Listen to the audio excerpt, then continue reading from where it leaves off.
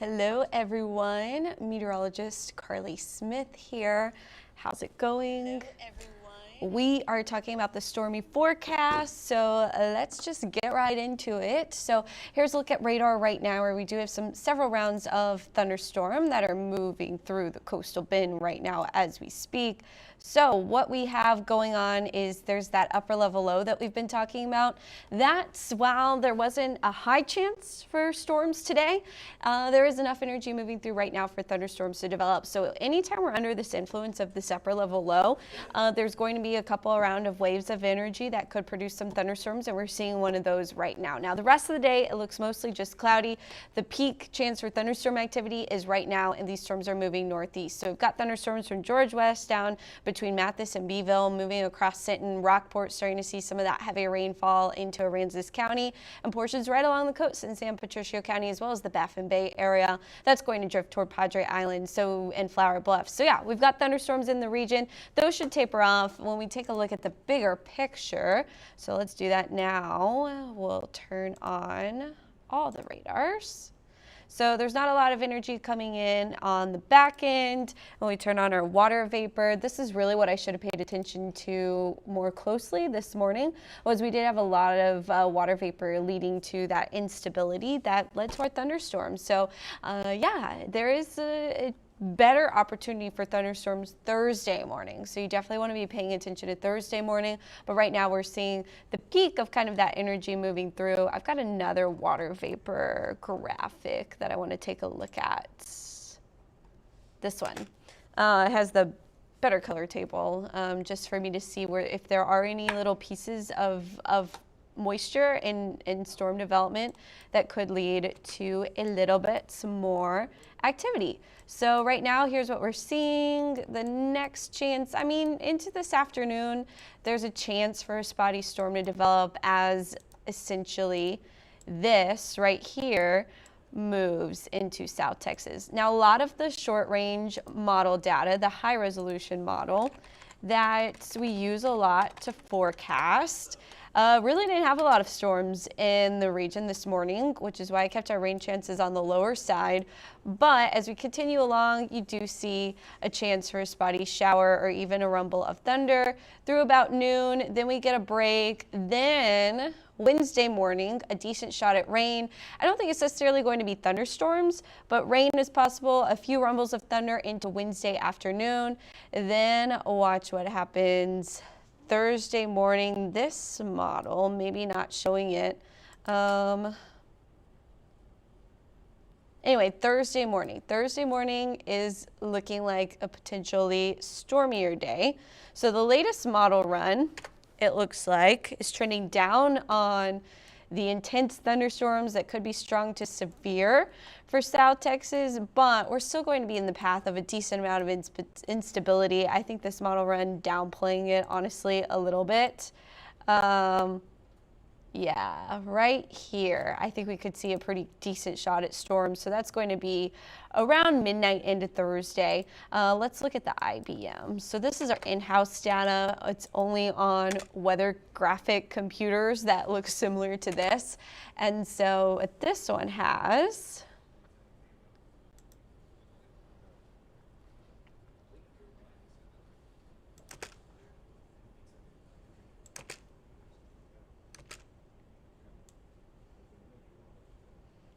is going to be those thunderstorms that move in.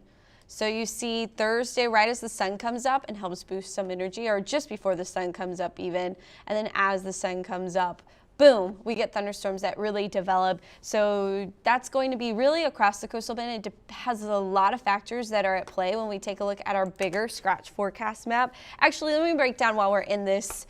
Let me just go through all the small nuances real fast, and then I'll get to any questions that you have, and we'll be all cool and dandy on this Tuesday. So high pressure really is going to kind of push against that storm, but you know what, right now, I think one of the reasons we've seen storms develop is we have our northeast winds merging with southwest winds aloft, just like in that perfect setup for some spinning to take place. And by spinning, I don't mean a tornado or a low or nothing, anything crazy, but wind shear to start to happen because we have some winds going this way and we have some winds going this way.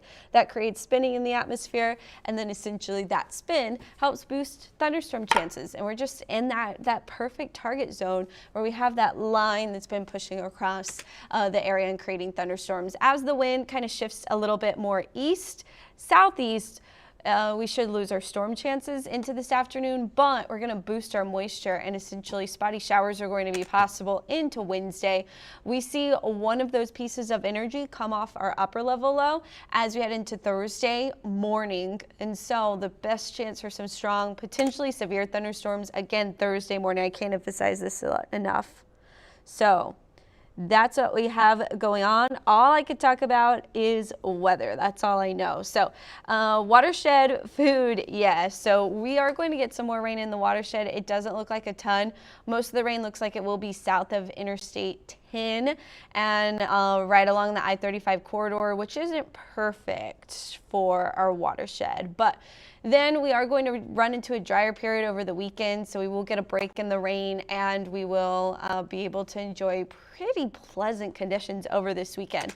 But again, we're stuck in this rainy period, this rainy pattern, because of this load that has developed. So I showed you this water vapor graphic earlier. So what you see happening is that moisture coming up out of the southwest around that low, and then we're going to see the low finally start to move. So as the low moves, what we are watching are those pieces of energy coming out of the Pacific, and we see the most energy, it looks like Thursday into Thursday morning.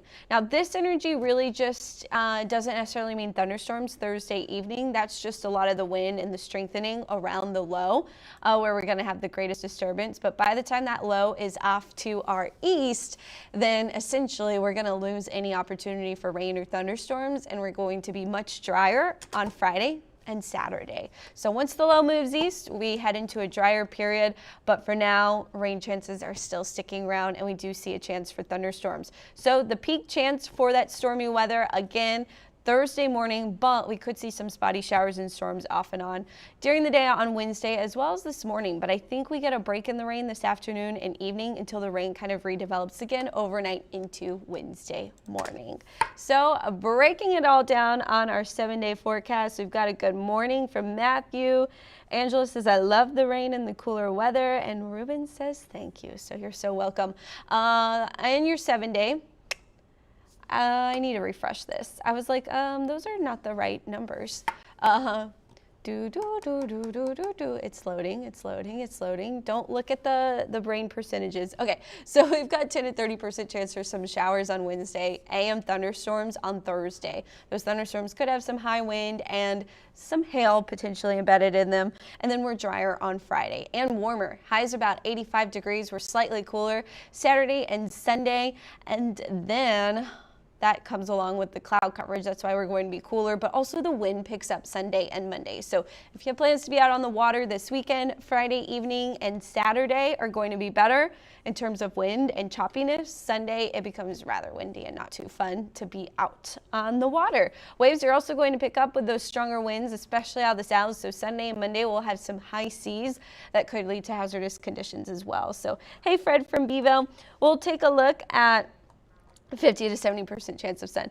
I love that. Okay, we'll take a look at the radar one last time and check out the current thunderstorm situation, and then we will be done with this live update. I want to thank everybody, as always, for watching. I really appreciate it. I really appreciate your interactions and your questions as well. If you have rainfall totals from the past rainfall, the current rainfall, anything, let us know. Post your rainfall totals, send it to me, Carly Smith WX. Any photos, any cool cloud photos, I'd love to see that as well. Maybe share it on First Edition from time to time. But yeah, we've got some spotty showers and thunderstorms. They're moving northeast, nothing too severe, but some heavy downpours, especially between Portland, Rockport, Aransas, past Port Aransas, and then we've got another round that's coming up for Padre Island. So another round of thunderstorms creating some hazardous conditions for anyone at the beach over the next few hours, and then we will clear things out as the high pressure kind of builds in, and we should be drier the rest of the day, but still cloudy. Something super specific about today is highs are only going to be in the mid-60s as we keep this cloud coverage going on. You could tell we've got some turbulence going on with these clouds. asperatus inundated. I can't remember the complicated word, but that's what it looks like is going on. So pretty fun there. But overall, we're going to keep it cool. Only temperatures hanging out in the mid-60s. Again, here's our up-close futurecast. So what you see, not a whole lot of rain except for right now, and then until we get into the overnight hours and Wednesday morning, we start to see showers developing. Overnight, look at this. Temperatures are going to be about where they're at this afternoon. So we'll make it to around 65, we'll stay 65, and then we're going to slowly kind of warm into the 70s tomorrow, even with rain. That's because we're getting a lot more of that moisture and warmer air coming out of the southwest.